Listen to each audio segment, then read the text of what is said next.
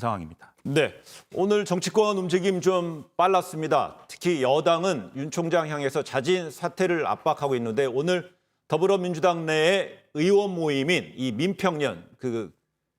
민평련이 이 기자회견을 통해서 공개적으로 윤 총장 사퇴를 촉구했는데요. 관련 발언 잠시 들어보시겠습니다.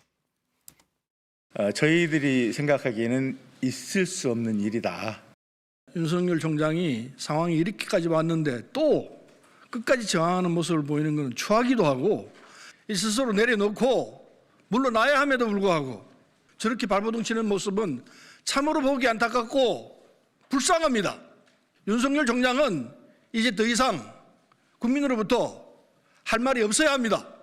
입 닫고 조용히 그 자리에서 내려오는 것이 합당하고.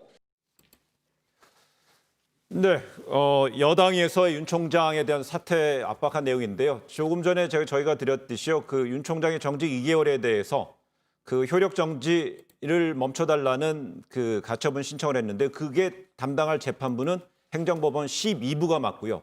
거기에 대한 심리 기일은 다음 주 화요일입니다. 다음 주 화요일 날 그 심리 기일이 잡혔다는 내용이 바로 속보로 들어와서 전해드렸고요.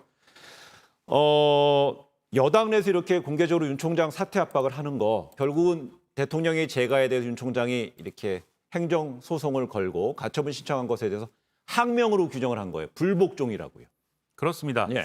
국민들이 보기에도 사실은 뭐 이건 좀 민망한 상황인 건데요. 현직 검찰총장이 징계를 받았는데 사실 뭐 징계 과정에서 여러 가지 논란이 있었던 것도 여러모로 좀 뭐랄까요, 국민들 입장에서 혼란스러울 거고 네. 거기에 또 현직 검찰총장이 법적 대응을 하는 모습에 대해서 국민들이 뭐 어떻게 보겠습니까? 그래서 이 상황까지 온 것에 대해서는 여야 할 것 없이 그리고 검찰 할 것 없이 다 이제 뭐 반성이 좀 필요한 대목이 아닌가 싶기도 한데 어쨌든 더불어민주당 입장에서는 지금 이 추미애 장관이 사의를 표명하기도 했고. 또 문재인 대통령이 이제 법무부와 검찰 모두 새로운 출발을 하라고 한 마당에 네. 윤석열 총장이 이후에도 계속해서 법적 대응을 함으로써 자기의 어떤 억울함을 좀 이렇게 법적으로 해소하려고 하는 것이 맞지 않다 이렇게 보고 있는 것인데 저는 지금 상황에서는 이런 메시지가 너무 또 강하게 나오는 것이 어떤 뭐랄까요, 정치적으로는 좀 뭐랄까요, 오히려 손해일 수도 있다는 생각이 드는 것이 지금 청와대도 그렇고 이 전반적으로 윤석열 총장의 어떤 대한 징계 이런 것들은 청와대가 아니라 이제 법무부하고 이제 해결할 문제이다라고 규정하고 있는 거 아니겠습니까?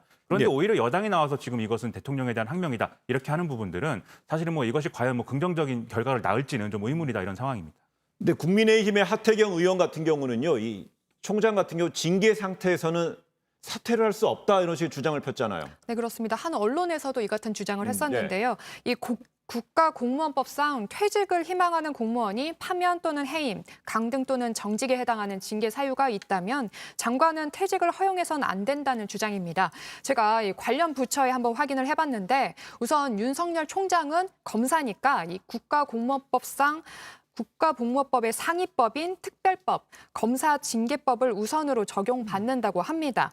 이 검사징계법 제7조의 4를 한번 확인해 봤는데요. 이 검사가 퇴직을 희망할 경우 이 대검에 징계 사유가 있는지 확인을 하고 네. 중징계 사유가 있으면 총장이 바로 징계를 청구하도록 하게 되어 있습니다. 그런데 윤 총장의 경우에는 이미 징계 결과가 나왔죠. 그러한 상황이기 때문에 본인이 퇴직을 원한다면 의원 면직 가능하다고 합니다.